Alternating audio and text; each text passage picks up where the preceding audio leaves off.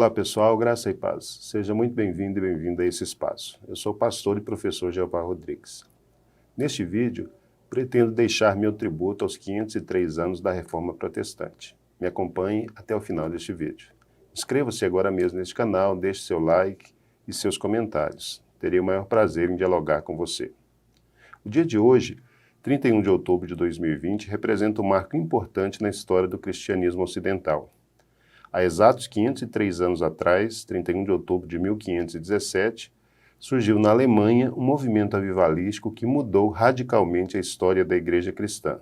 Esse movimento deu início a uma ruptura na estrutura do cristianismo nominal da época e ficou conhecido na história do Ocidente como a Reforma Protestante.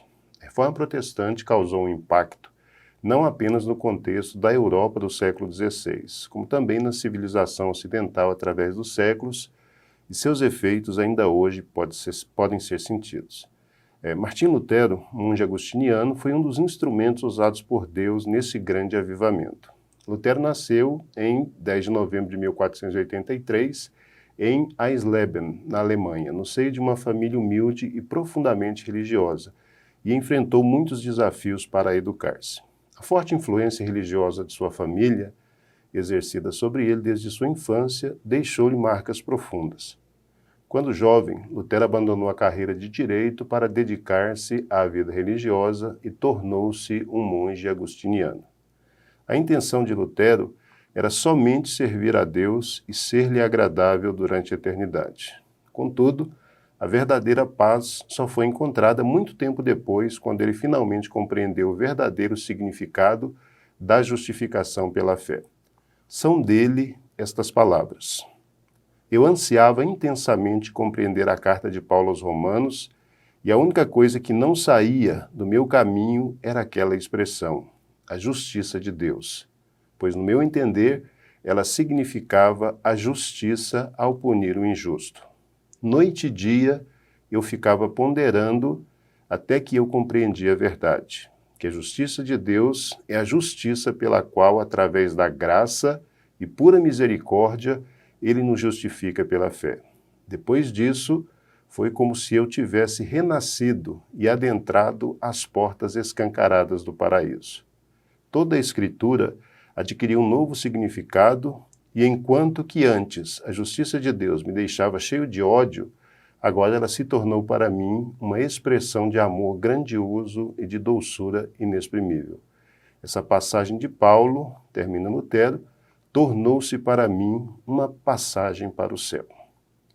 O segredo do sucesso do empreendimento de Lutero geralmente é atribuído à sua extraordinária inteligência e aos seus destacados dons. Contudo, não é possível falar sobre esse grande líder espiritual e seus grandes feitos sem mencionar o lugar de destaque que a oração ocupava em sua vida diária.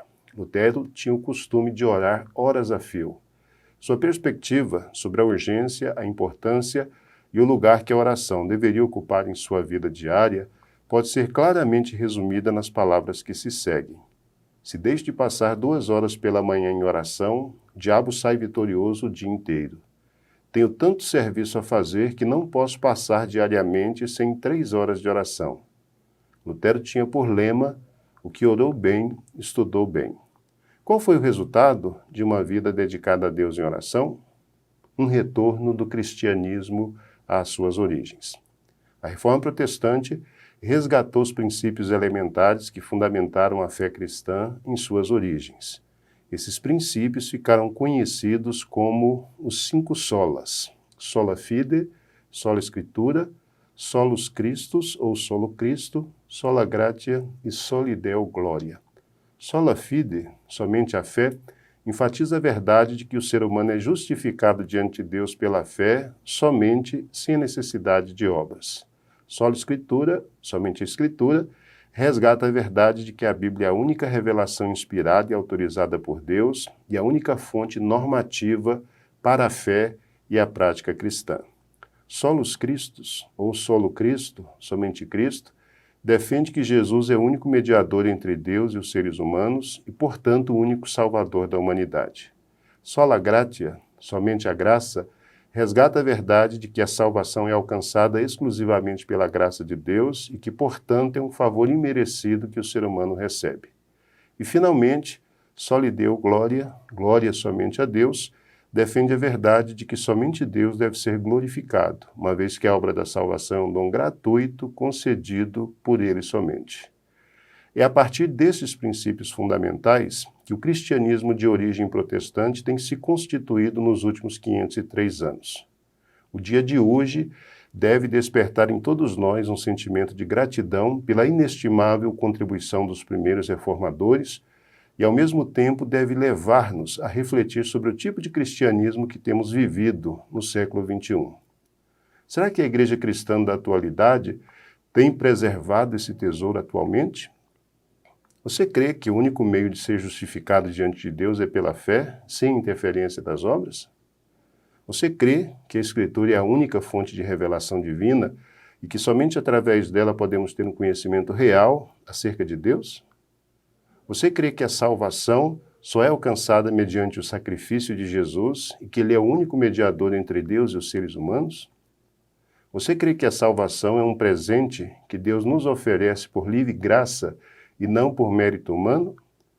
Por fim, você reconhece que somente Deus é digno de toda honra, glória, louvor e adoração? Se você puder responder com sim a todas essas perguntas, isso é um sinal de que você ainda é um herdeiro da Reforma Protestante. Caso contrário, estaremos numa verdadeira encruzilhada e poderemos privar as próximas gerações das bênçãos que a Reforma Protestante nos deixou como herança. Pense seriamente a esse respeito. Vejo você no próximo encontro. Que o Senhor te abençoe e te guarde. Shalom.